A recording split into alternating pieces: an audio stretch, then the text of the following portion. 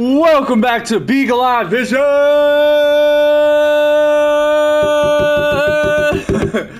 Alright, this is gonna be an amazing episode. We're gonna wrap up episode 53, Fellowcraft of the CubbyWhole podcast. We're gonna dive deep more into green language and more into Freemasonic allegory and Freemasonic philosophy.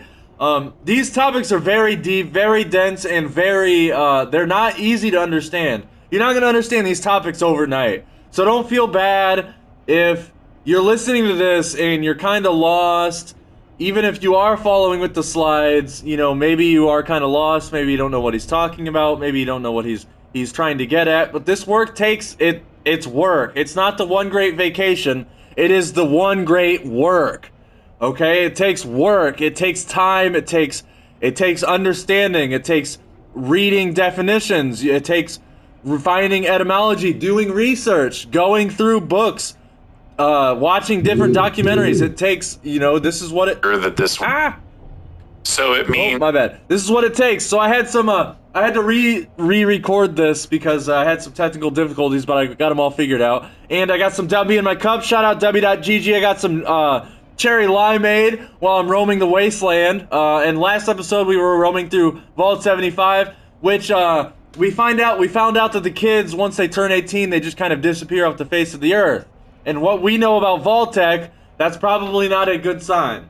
I actually ended up watching a video on Vault 75 because I couldn't figure out exactly what happened to the kids while I was grinding, but it's okay. So I hope you watch the Man-Eater grinding episode. I'm going to be doing some different video games here on top of the usual Fortnite and Apex and Fallout 4. So, gonna keep roaming around. If you see me stop what I'm doing for a very, 2 seconds, I'm playing Raid Shadow Legends on the side. Shout out to Raid Shadow Legends. I just got Morris the Kid playing Raid Shadow Legends. So hopefully we'll get the clan going, we'll get the crew bigger, get another member in the arsenal. He'll help me out with bosses, because the bosses in Raid are intense. But they're fun, man. I love playing Raid Shadow Legends. That's what I also grind. So I'm grinding some Raid Shadow Legends on the side. I got some W in my cup. We got CubbyWhole podcast ready to go. The legendary Nate Caps ready to give us a lesson. So let's roam through the wasteland, hunt some death claws, and get some more knowledge about Freemasonry. Let's go. It's an unfoldment of mind, or an opening mind. So we think about what the definition of the word tells us, right? And then we listen to the phonetic message. Then we look at its etymology. And then we're able to come to an intelligent conclusion of what the word is really saying. So it's about getting an eclectic idea or view of each word, especially a word whose definition has something to do with morality. And then, of course, unfoldment is part of understanding morality, because it's about openness and growth and evolution. And that's part of being moral, because as we become moral, we are putting into the universe growth. We are harmonizing. Growth takes place when we harmonize with nature, not when we go against nature. That's where we stagnate. We stagnate when we go against nature, when we are causing disharmony, right?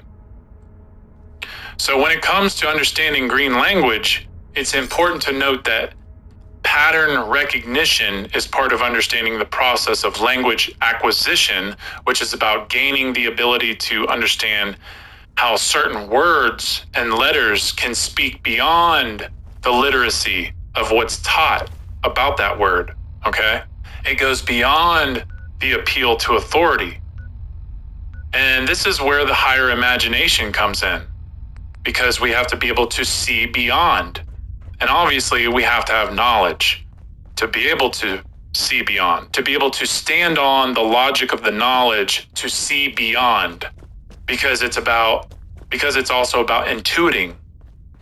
And green language can help us get to those parts that go beyond the words, beyond the logic of the words. And I truly believe it's healthy to exercise this tool freely, okay? I believe that it is okay to look at every word and entertain the idea that maybe it is saying something very important that can help us on our paths, okay? But obviously, you don't want to get too caught up in trying to make every word seem like it has a deeper meaning, or you'll miss the point of its purpose. You'll miss the purpose of green language, because remember, it comes when we are balanced within. So the more balanced we are within, the more this language speaks to us. Okay? Obviously, we got to be looking for it as well, but it speaks to us when we're ready. So the main thing to keep in mind is this tool isn't a tool to play with when we're searching for truth. It's a spiritual tool for the serious student who is ready to receive clarity of that which isn't available in the common vernacular, okay? It's about being able to be open to the universe at all times. What was that?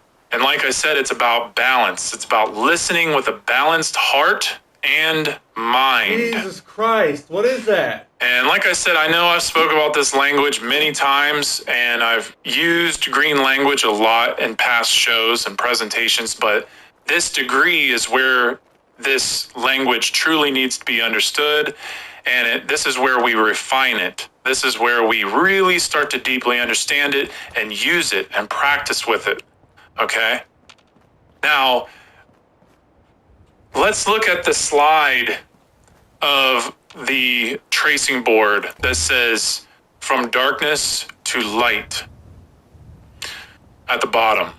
The one with lots of green color and trails, and the eye up at the top in the middle, okay? This is one of my favorite tracing boards because it's one image that holds a ton of esoteric knowledge. It holds all 3 degrees and then some. And something that I find very important to point out about the spiral staircase in the 2nd degree is it's also analogous to the rising of the Kundalini. And if you're not familiar with the Kundalini, it is a form of sacred feminine energy located in the base of the spine, of the human spine, in the root chakra that causes an awakening as it rises up through the spine to the brain, which happens in a being supposedly through a method of meditation, deep meditation, I would say. And, of course, if that has actually truly worked for anyone, then more power to them and good for them. But mostly it's through esoteric knowledge of self, because it's about awakening the sacred care within to have the divine drive to truly awaken. Okay? Knowledge unlocks the dormant parts of the brain. That's what really has to be understood, and that's part of truly, truly awakening. And no one just magically wakes up, or they're not just, awakened overnight. It's a process. It takes hard, tenacious work to even begin to truly awaken. It takes willpower. And in my experience, through the awakenings that I have had, have only really awakened me to the fact that once I awaken, I realize how asleep I still am to a lot of other things. But I think one of the greatest awakenings any human being could ever have is the awakening of recognizing that we are slaves and that we need to do something about it, and then actually do something about it. That's really, truly where a very powerful awakening takes place, is when we recognize that. And just like I said in show 51, recognizing the suffering in others is really one of the important parts of an awakening. Because as we recognize suffering in others, we recognize that all are suffering. So back to this tracing board, my point is that this from darkness to light tracing board is the path of the Kundalini.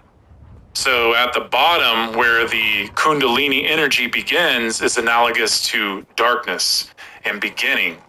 And then it travels as the student ascends towards light or enlightenment, right? And there's that word ment again. So enlighten the mind. So towards east is where we go for this enlightenment symbolically to higher levels of, this is about the awakening.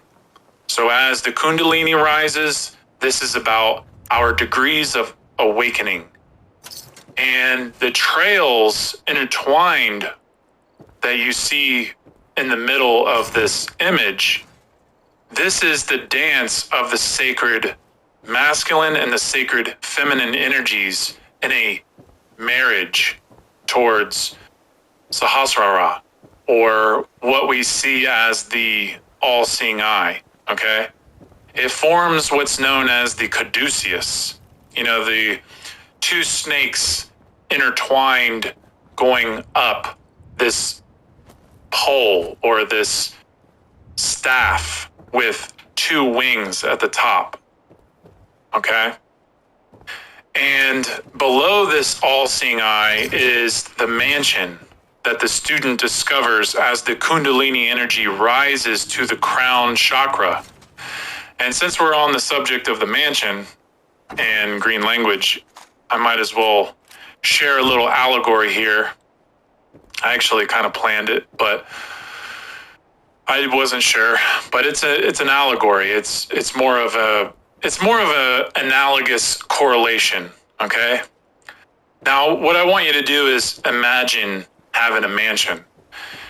And could you just imagine having a mansion with 160 rooms and only using a closet.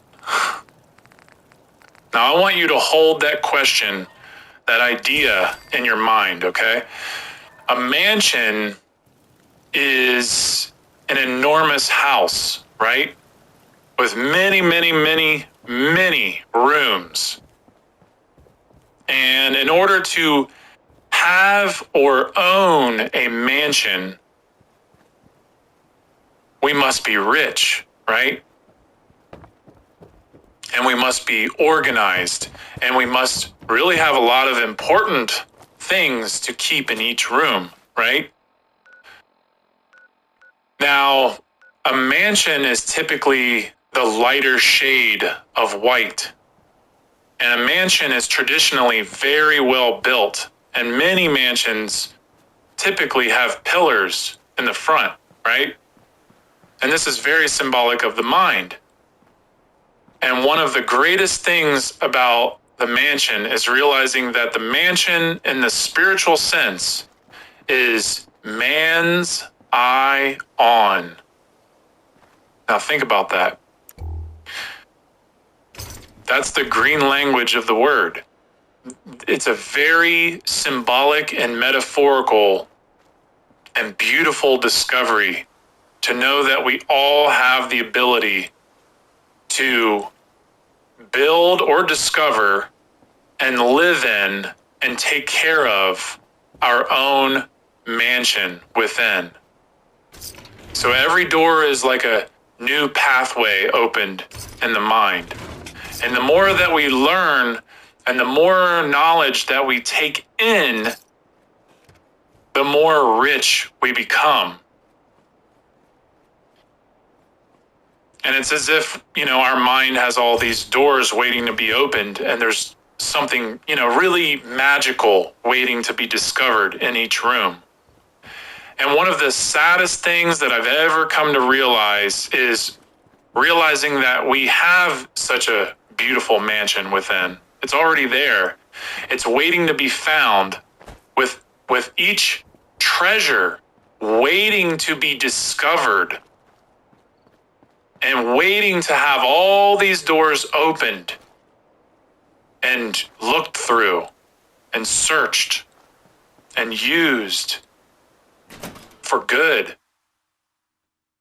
You know, and some people use it for bad too, but most people have hundreds and thousands of these doors, probably more than that, because it's really infinite. That's what the mind is. And they've only peeked into the closet. Most people have only been to their closet of their mansion. You know, the closet right at the front door. Just sitting there comfy in some stinky shoes under some coats, never wanting to know the rest of what's going on, what's taking place in their own mansion. Never looking through any other door. Never going up the stairs, never going down the stairs, never looking out the windows, never looking at, you know, in the reflections of all the mirrors, never walking down the hallways. Just never getting any other angle of their own mansion. And this is, I would say, mostly because nobody wants responsibility. I mean, just imagine living your whole life in a closet of a mansion. Life is too short, and the mind is way too infinite and beautiful to only open a door or two, or three, or even 10, really. We have to leave no door left unopened, just as we can't leave any stone left unturned. We're made of information waiting to be unlocked with the right knowledge. The more that we understand our mansion, the more we understand truth. What we really have to understand is the mansion, first and foremost, is about being rich in the mind. So all ideas and things that man has built have first started in the mind. So the idea of a mansion first had to start in the mind. So the riches of the mansion within manifest the mansion outwardly. So when we die in the physical realm with a mansion, if we have a mansion, and we have no riches within, right? I know you were still there. Material world.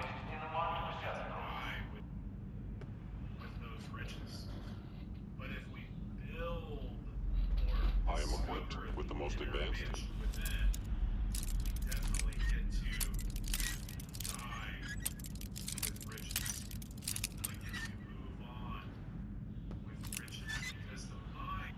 Spirit does not die with the physical. That's not how it works. So, as the kundalini rises and ignites our eye, the riches of knowledge, then see out all of our windows. Oh, what the? Great technical difficulties again. Let me retry this.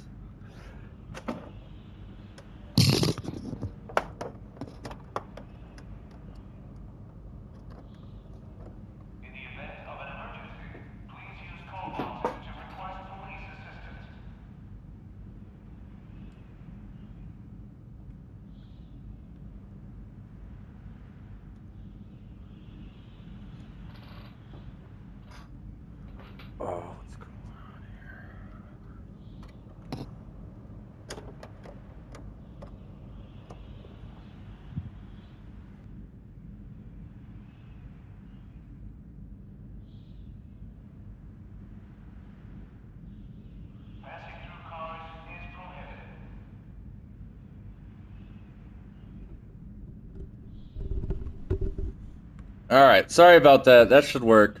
Able to go into each room and find the treasures that are hidden there. And the Kundalini energy is the spiral staircase. It's the spiral ritual. It's the journey of the soul to source, to the most high. It's the dance of sparks in the middle. It truly is the awakening. And as we further our advancement with the use of the green language tool, going back to the second degree tracing board, I'd like to dive into something very sacred. And we're going down the hall into the middle chamber of King Solomon's temple. And this is where the student arrives to the symbolic summit within. It's about the zenith of the Kundalini. It's where the treasures of knowledge are waiting to be discovered. This is where the spirit and body come together at the mental plane of being. That's what the middle chamber is. It's the mind. And mind is associated with the heart, especially how the ancients expressed it. And more importantly, it's about the middle. The mind is between the middle of spirit and physical, and the heart is in the middle of the body, which is the green Anahata chakra. Okay? So it's all within the midpoint. It's all in the middle. It's the core. Okay? Now, this middle chamber part is at the core of importance because, and I'm going to try to demonstrate this part as simple as possible, but it's about restoring or finding our care. And as you can tell in this world, in today's age, most people do not care. They don't know true sacred care. They've lost it, or they just can't find it, or they really just won't look for it. That's really the truth right there. They just won't look for it. But I really believe that it's a combination of all of that with the dark forces at work who are systematically destroying it in our minds. And that's something that I definitely understand. And if we listen carefully to what I'm expressing and mirror it into our being, then it should help us really start to understand why this part is the most important. And I really truly believe this because if we don't have care, then none of this matters. So let's look at the slide with Ra and the sun disk.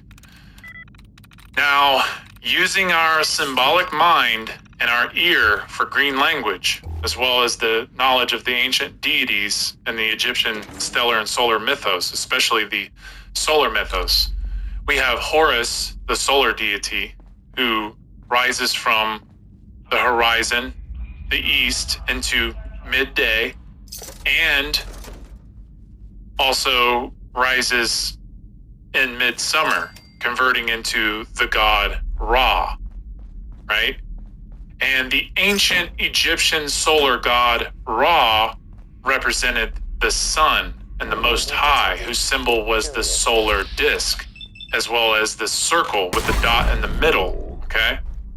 And this took place during the early phases of the solar mythos over 40,000 years ago. So symbolically, Ra represented fully raised or fully enlightened, which is what a human can only strive to do or strive for in a lifespan, right? So the aspects and the circle dot symbol of Ra is really, really important to pay attention to. Now on the next slide with the word pyramid, when we look at this word pyramid, we know that when broken down etymologically, it comes from the Greek pyra, which means fire, and then mid, meaning in the middle, okay? So middle fire or fire in the middle. And this corresponds to the heart. It corresponds to the Anahata heart chakra. The middle chakra, right? And it corresponds to the middle pillar.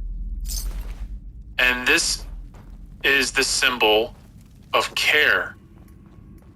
The fire in the middle is the symbol of care, and it needs to be restored. Care needs to be restored. So knowledge of what comes with the pyramids and all that is stored in these pyramids is about especially the Great Pyramids. That's what I'm talking about here. If I haven't said that already, I'm talking about the Great Pyramids of Egypt. So knowledge of what comes with the pyramids, and what's stored in them is about reigniting. It's about reilluminating the fire, the care within. Okay? And this really takes the higher imagination to truly see and make this connection. Especially because so much of this vital knowledge has been lost. It's been occulted on purpose. And there's lots of pieces missing, which are the mysteries.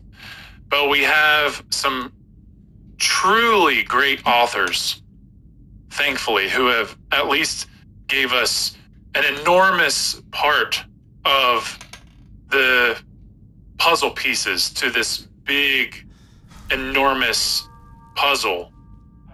They've given us logical pieces to work with.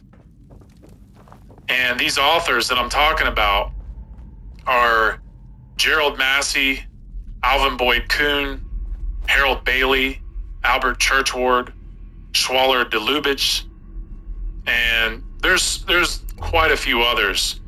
But these people are definitely the authors that we should be looking into their work to really be able to understand what these pyramids are saying to us, because they are a correspondence to the inner self, to the mind. So it is and what did I say about correspondence earlier? I said it's a communication. It's a very deep, sacred form of communication, because as we discover this knowledge about our past and we discover ourselves inwardly, then we're able to understand the world that we're living in. We're able to understand these religions that we're part of in the modern era and where they came from.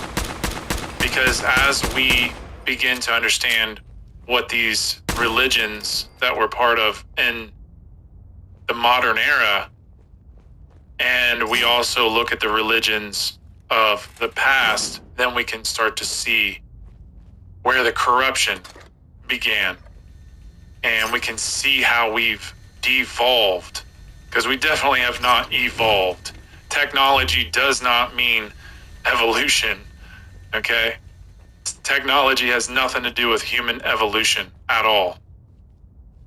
But as we go back into antiquity, we can see where these religions began. We can start to understand their origins.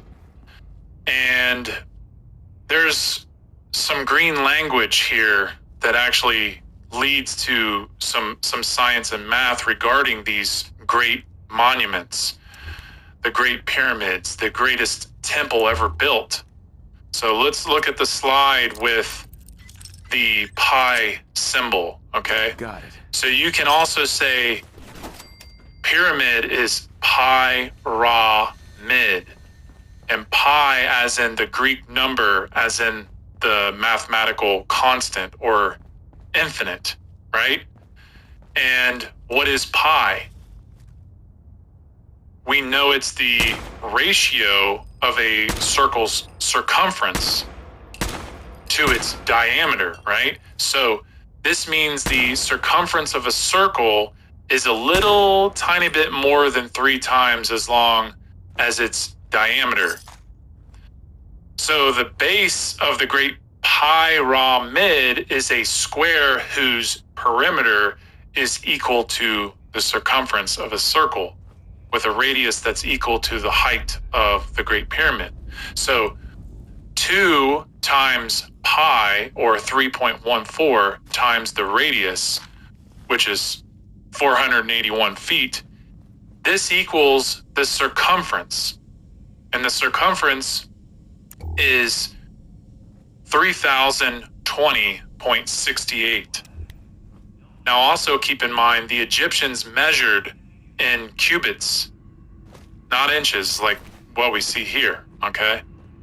So now we're going to look at the slide that says pyramid, okay? Now, Ra is also the symbol of the arch, as is pi, okay? They both represent the arch. Pi is also referred to as Archimedes, constant, okay? So what the great pyramids really are is a corresponding temple to the human temple of the soul. Like what I just said, it's the unfoldment of the human soul. That's what they are. They are giant symbols that correspond to ourselves. And the archway is the solar path of the sun, east to west. There we go. And this symbolically is about being balanced and fully raised and aligned in the heart and mind. It's about the restoration of true care, because it brings us back to fertility rights with our ultimate responsibility as stewards of this planet. And when the fellow cares enough to begin to understand why the Great Pyramids were built, there will be great inspiration to restore the higher knowledge that was lost, that's been fragmented, that's been occulted, because it holds very powerful keys to human sovereignty, aka freedom.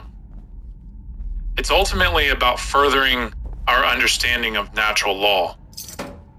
And of course, there's way more to that, but I just wanted to make that point. And something that I find very important to point out with the corresponding symbolism of Jesus on the cross as a symbol, and the viewpoint over the top of the pyramids as a 2-dimensional image, which would be a square with 2 diagonal lines crossing each other with a midpoint, which would be the top, right? This is where they cross. This is where the diagonal lines cross at the top, especially in the 3-dimensional pyramid, right? So let's look at the slide that says cross with the overhead view of the pyramids. Now, if you remember what I was talking about in show 51 with the circling of the square, where I said we can find the midpoint of a square by crossing 2 diagonal lines and then use that midpoint to erect the compass to circle the square, right? To put spirit above the physical. Well, these 2 diagonal lines create an X, right? And on the pyramid, these lines go outwardly, right? So the 4 lines that we see, the 4 corners of the pyramid, they go outward from the midpoint. So they're masculine angles because they're angular and they go outward. And some people listening might not know that the Great Pyramids actually have 4 extremely small concave lines between the outward masculine lines that create a cross as well.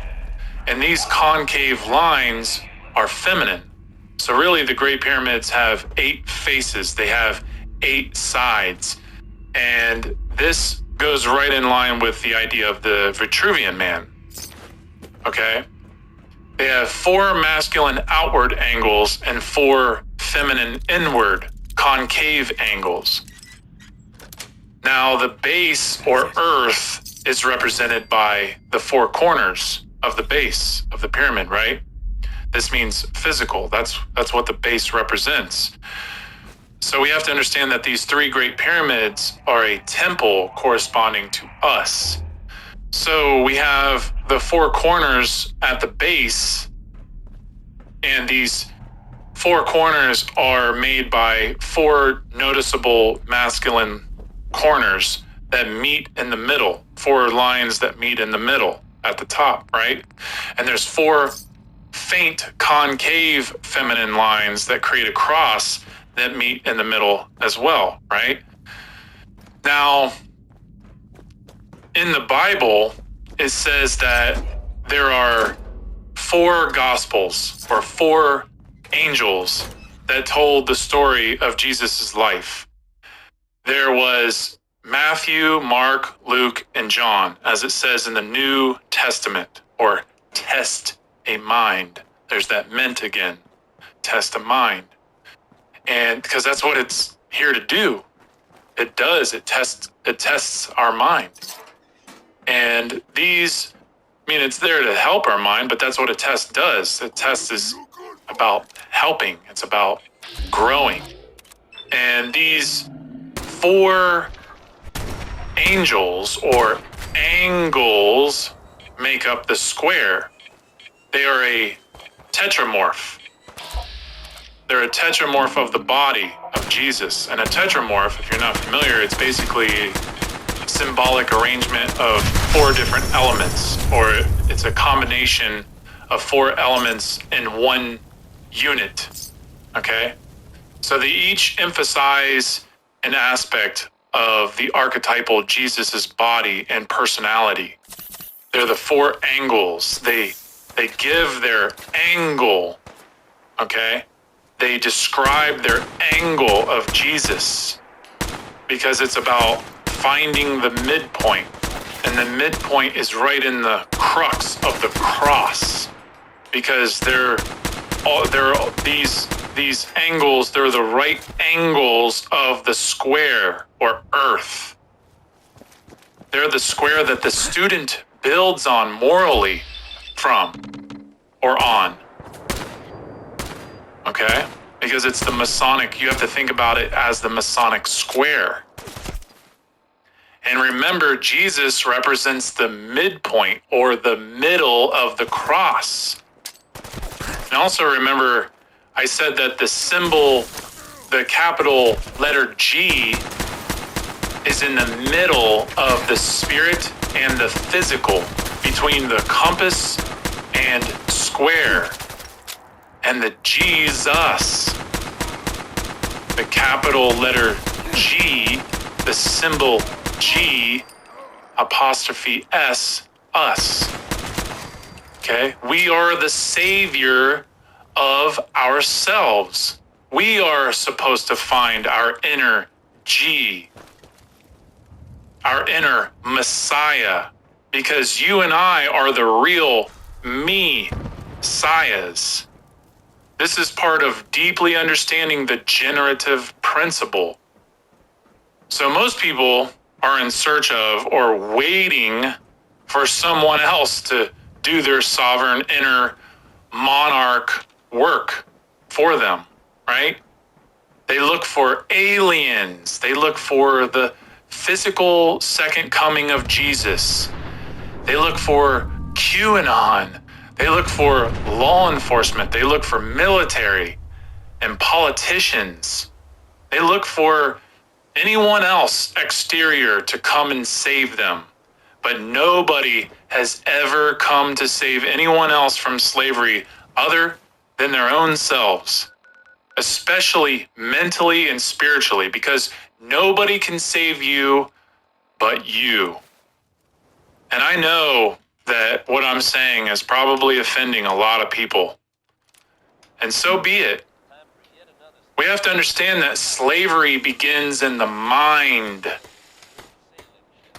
Get as offended And we as have you to like. save ourselves in the mind. And it will stay there. This slavery will stay there till each one of us raises ourselves up off the floor out of darkness towards the east, towards light. And the journey east is towards freedom, towards light. Okay? And as we free ourselves inwardly, our physical being will fall in line and begin to resist tyranny and slavery with all its might, Don't worry. naturally. I only Okay? test the weapons on customers. That's how it works. Mm-hmm. That's Let's see what you have. that's the deeper part of understanding natural law right there. Now, one thing I really want to be clear on is there's a difference between wanting a savior and needing help. And I believe deep down we all want and need help. We can't do life alone. We need each other. But to depend on someone else for our own freedom and salvation, that's the illusion. That's the illusion that we have to break out of. Okay? No one is responsible for your inner work. No one else is responsible for anyone else's inner work. I'm not responsible for your inner work. You're not responsible for my inner work. We are individually responsible for the inner work that we do on ourselves. Okay? I'm not responsible for freeing your mind. You're not responsible for freeing my mind and my heart. Okay?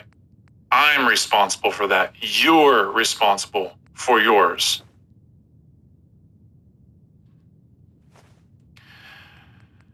Now, as we use the Masonic tools to erect ourselves upright and vertical in our emotion and level in our equal horizontal behavior and honest on our path, then we can see for ourselves that the midpoint, the heart, the care, this is the driver that raises us from the dark, lower, enslaved self. We save ourselves through hard, tedious degrees of agape, which is the highest level Noble of thing, love. Folks of the Commonwealth. Albert Mackey, Payable debt. someone who everyone listening to this show should go research this man's great work. He says the candidate incited by the love of virtue Sure. and the desire of knowledge, and withal eager for the reward of truth, which is set before him, begins at once the toilsome ascent. At each division, he pauses to gather instruction from the symbolism which these divisions present to his attention. Well, I think I'm going to go ahead and end it there, and I hope everyone listening gets to go home and be with their family and enjoy the holidays and just get away from all this crazy shit that we're being subjected to. It's important that we get to be in the physical presence, breathe the same air as everybody else, do what's intended in nature, not be segregated. So I know I'm really excited to be with my family, and I'm excited to share some deep ideas and have some really awesome conversations. You know, that's something that me and my family, I'm very fortunate to be able to do that with my family. And And I really hope that everybody else can do that. If they can't now, I hope they eventually get to, because that's what we really need to do, guys. We really need to get with our families, be honest with our families, and find ways to have these deeper, honest conversations. And, you know, just, that's really important. But yeah, anyways, I hope you guys enjoy some delicious foods. I know that's something I'm really looking forward to. And I can't wait to see the family dogs.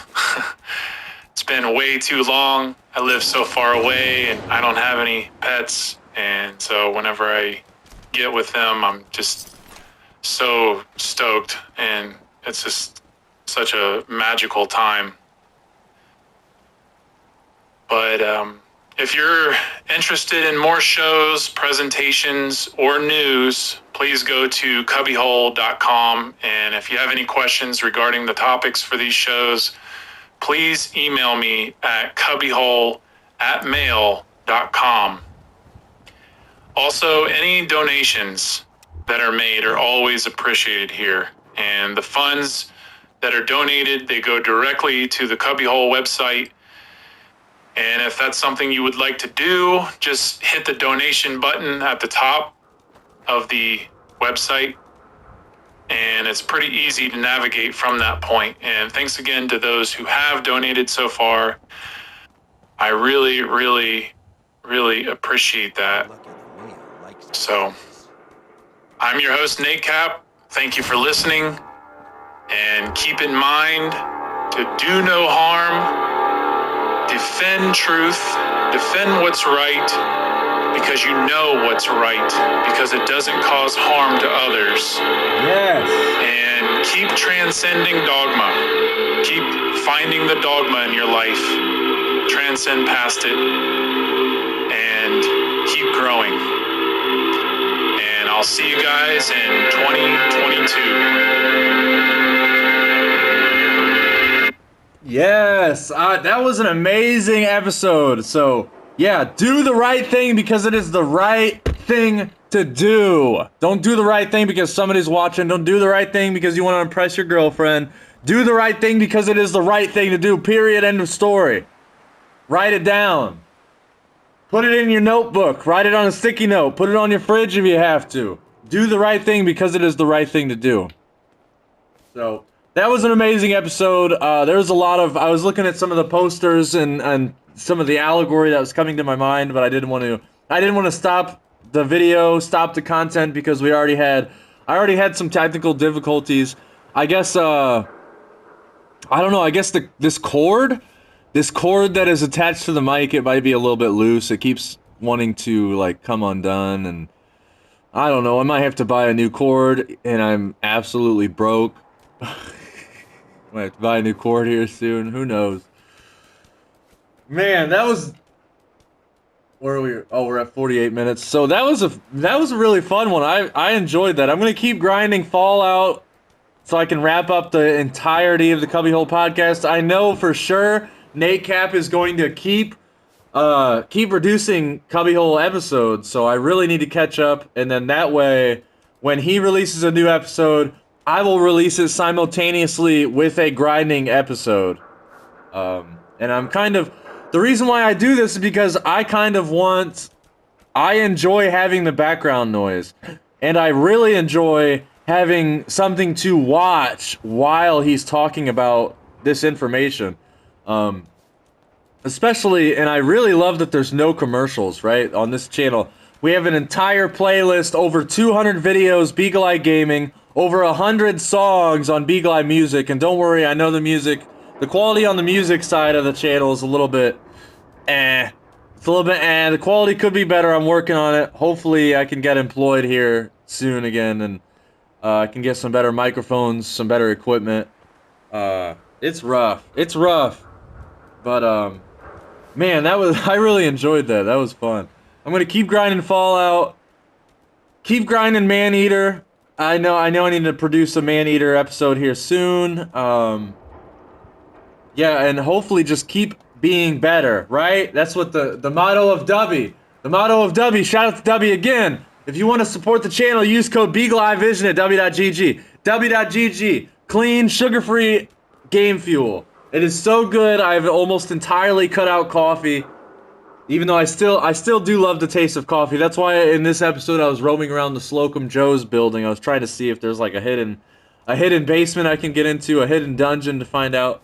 But anyways, so support CubbyWhole, share. I know I always say it, I don't like simping for the internet, but this is a way you can get this knowledge out for absolutely free. And this knowledge is absolutely free. You can find this knowledge on Spotify, on any platforms. Go to the CubbyWhole website. You can download these episodes, right? You don't even need Spotify. Download all these episodes on a USB jump drive, and then you can listen to them wherever you go. Download them to your phone. You can listen to them wherever you go. I mean, everybody has a cell phone that they carry with them 24/7. There's no reason why you shouldn't have this information, like, memorized. This information should be readily available. This information needs to be common knowledge. And that's what we're trying to do. We're trying to get this information to be common knowledge. Because it's hidden. This information is hidden. They don't teach it in college. They don't teach it in public education. It's a sorry, excuse my language, but it's a goddamn shame that this information is not taught in public education. It absolutely infuriates me. It makes me so angry. But anyways, I've digressed enough. Thank you if you made it this far. Like I said, there will be more.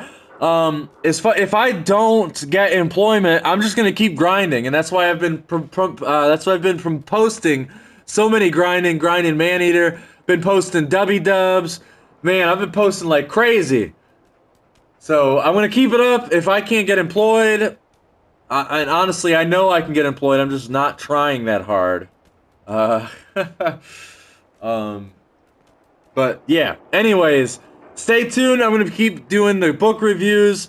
So yeah, I've talked enough. Stay tuned and stay golden. Thank you if you made it this far. And again, I apologize for the technical difficulties.